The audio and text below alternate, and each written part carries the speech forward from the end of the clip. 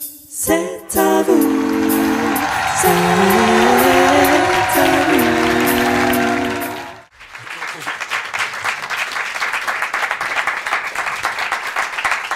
Bonsoir.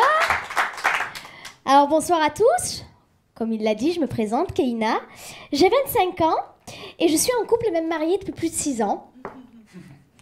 Ouais, là je sais ce que vous vous dites, hein. Vous, madame, par exemple, vous vous dites... Encore une jeune maghrébine qui se marie avec le premier venu afin d'échapper à sa condition sociale, familiale. Et vous avez raison.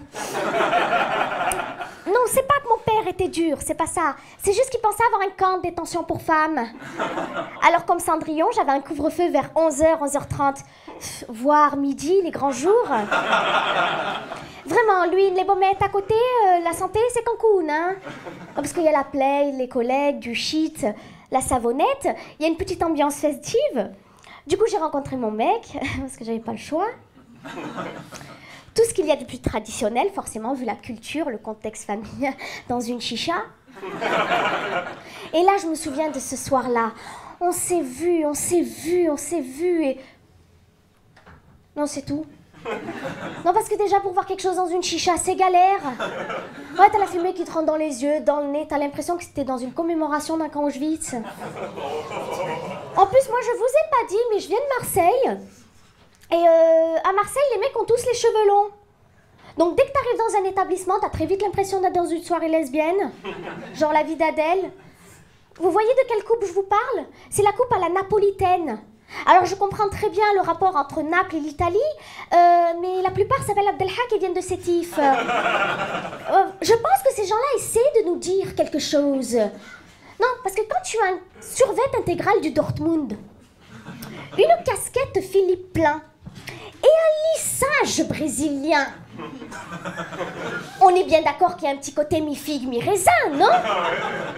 J'ai raconté ma rencontre à une copine à moi, elle fait partie de ces fleurs bleues délicates qui croient au preux chevalier servant. Elle s'appelle Sophie, elle était choquée, elle m'a fait un truc du genre... Frère, comment elle est toute claquée ta rencontre? Je sais pas moi, mais il faut qu'il soit un minimum romantique, qui ait de l'humour. Le genre de mec tensionné. Alhamdoulilah. Alors oui, il y a des Sophies qui s'expriment comme ça. Comme il y a des Kumba, des Farida qui ont des bacs plus 5 et une élocution parfaite. Vous les connaissez pas parce qu'on les embauche pas. C'est un autre débat, ça. Pour revenir à Sophie, Sophie s'exprime comme ça surtout parce qu'elle est en couple avec Eric, alias Abou Omar. Alors j'ai dit, Eric, je connaissais Abou, je connaissais Omar, je connaissais pas Abou Omar. Il me dit, ça veut dire fils de la richesse. Eric, ton père c'est toujours le mec qui roule en Renault 12 depuis 96? Ouais, d'accord, donc tu fermes ta gueule, Eric. Voilà, tu fais comme tous les bougnoules. Tu t'appelles Kader, Yacine ou Naël, c'est très en vogue, Naël, c'est très tendance. Ou tu ouvres une alimentation, tu fais des côtés match, sur le bon coin tu vends des Clio 4 accidentés sans contrôle technique, bref, tu t'intègres, Eric. Alors Sophie n'a pas du tout aimé mes réflexions, elle me dit que c'était bourré de clichés et d'amalgames. Elle me dit mais il veut pas se convertir à une ethnie, il veut se convertir à une théologie, il veut pas être pastèque. Melon, parce que nous c'est les melons en fait. Voilà. Non mais vous avez vu, il y a un moment donné c'était pertinent et puis de la merde. Voilà. Non mais pourquoi? Parce qu'il faut pas lui en vouloir à Sophie. Sophie fait partie de ces filles élevées à la télé-réalité qui font des photos Playboy avec des citations de Diderot. Vous les connaissez sur les réseaux? Alors, pas Diderot, l'auteur, bien évidemment, Diderot, le lycée professionnel dans le 94.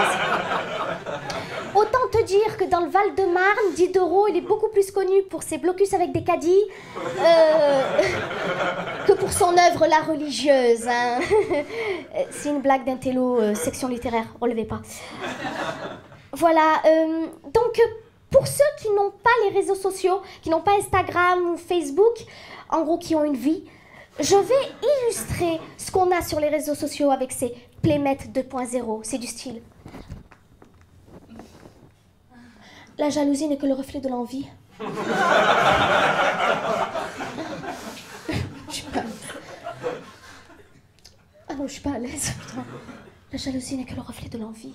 Et dans le crépuscule de mon âme, dans l'abîme de mes entrailles, hashtag nique sa mère les rageux!